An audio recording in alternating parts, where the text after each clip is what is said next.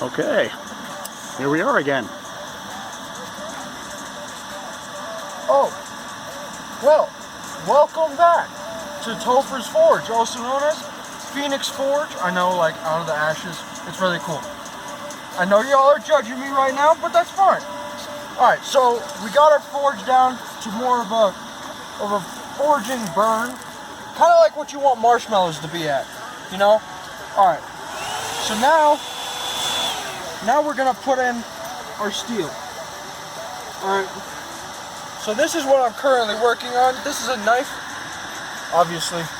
Alright, so we just put that in there, like so. And then we take our Kudu Claw Coal Grabber. I don't know whoever made that name. Like, kudus don't have claws. I mean, kudus are antelopes.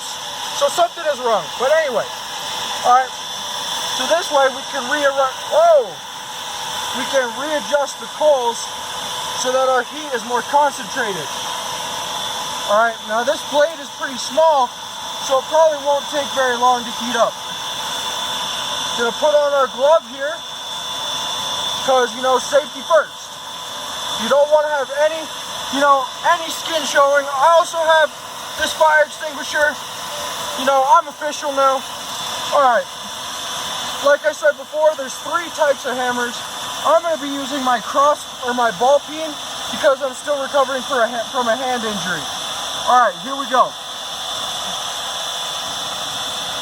How do you know when the steel's ready? And the steel is ready when it's orange.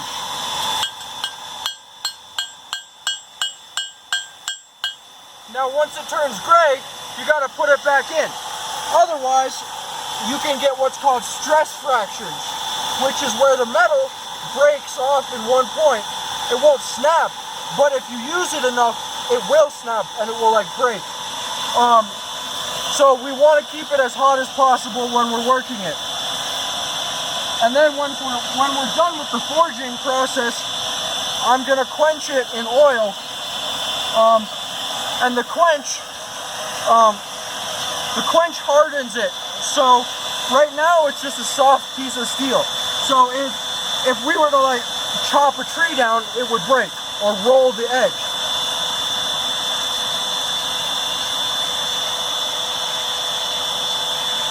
See, that's what we want.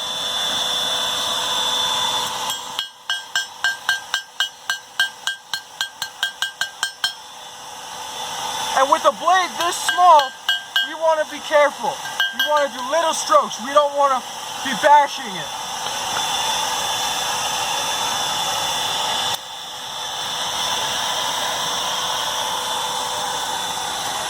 Also, nothing is worth it unless you're listening to music. So, you know, I got my hype playlist going on behind me.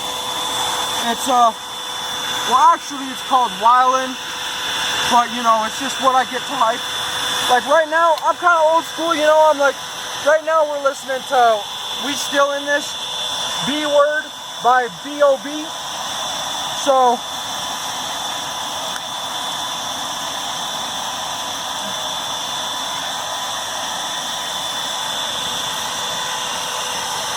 see, so now it's kind of cherry red.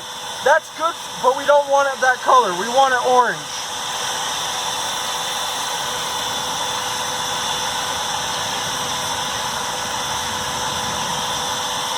That's my neighbor. He doesn't really like this too much, but, you know, when I'm richer, you know, when I blow up and Phoenix Forge is on, you know, the TV show Forged in Fire, which is absolutely lit, by the way. Go check it out. It's on History Channel. It's also on YouTube. You can get full episodes.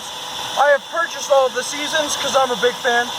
So, I mean, when I win that check for 10 grand and that title of Forged in Fire champion, I'm going to laugh in his face. No, I'm not going to do that because that would just be mean. But anyway, all right, now we should be getting up there. Yeah, now we're good. And the reason I'm only hitting it on this one side is because I want my edge to be thinner than my spine.